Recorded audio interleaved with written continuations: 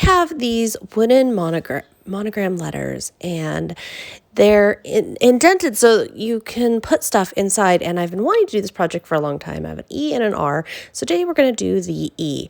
And I'm using PPA, which is an archival, acid-free, UV resistant. It's a really good long-term glue.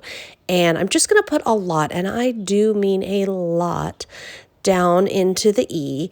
And the reason I'm going to do this is because I'm going to fill it up. As you can see, it's really neat because you can, and I just picked this up at the craft store years ago. I just keep meaning to do something with it. But you can fill it up a lot of glue because you're going to be putting all kinds of buttons, sequins, beads. This is a great project if you have a lot of buttons or sequins or beads or anything like that that you want to use up.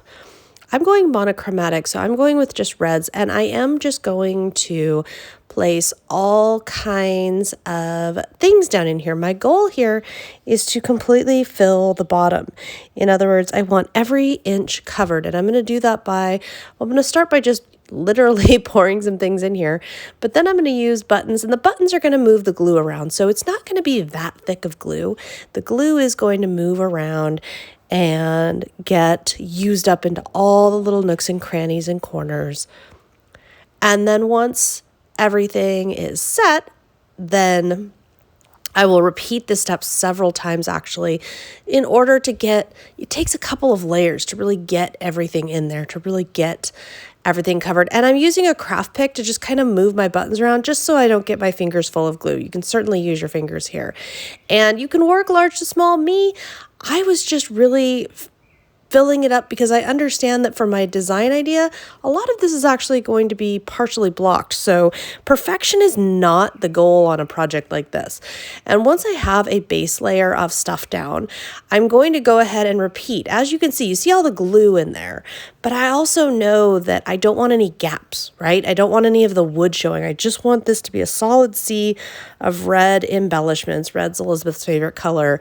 So what I am going to do is just go through here and cover spots, but also just kind of layer. And sometimes I'll add more glue if need be, and sometimes I won't.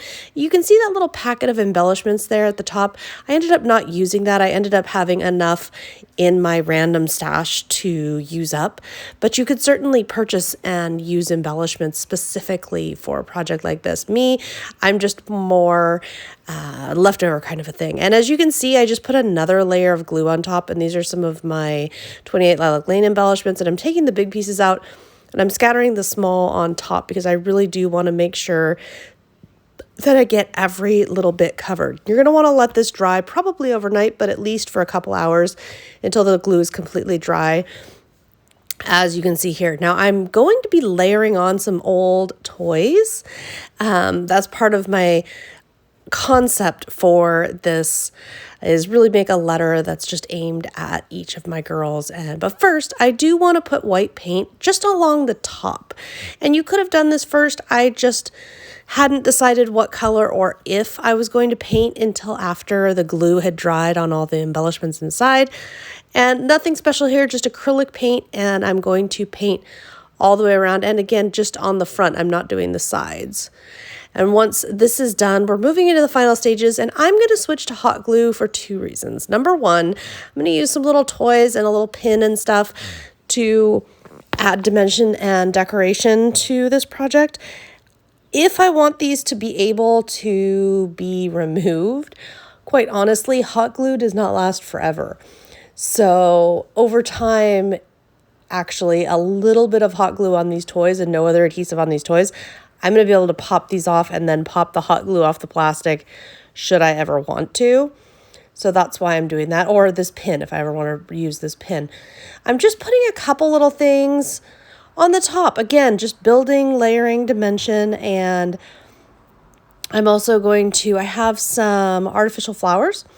And I'm just going to grab a couple of those and put some of those. That's actually something I do a lot in my crafting. I keep some fake flowers around, and I use them sometimes for photo props when I'm crafting, but I also sometimes end up using them in craft projects like this where I want some color, some dimension, and I don't want to spend money, and I'll pop a bloom or two off of one of those and use it up. And otherwise they sit in a vase, or actually I don't think it's a vase, I think it's just a bucket, but there's a bucket full of all different colors of artificial flowers in my studio, which always brightens up the room, but also, yeah, embellishments on the go.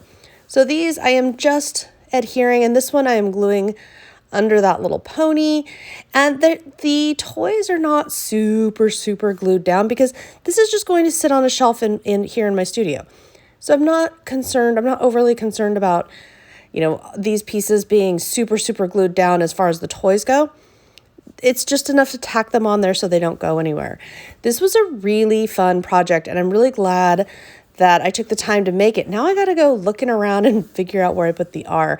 Oh, final little touch. I put a little bit of white glitter glue around the edges just to add a little sparkle and shine just for fun. Now this is going to go up on my studio shelf, and then as soon as I find the R and decide what color to do Rebecca's, I will let you know and share that. I hope you've enjoyed this little monogram inspiration.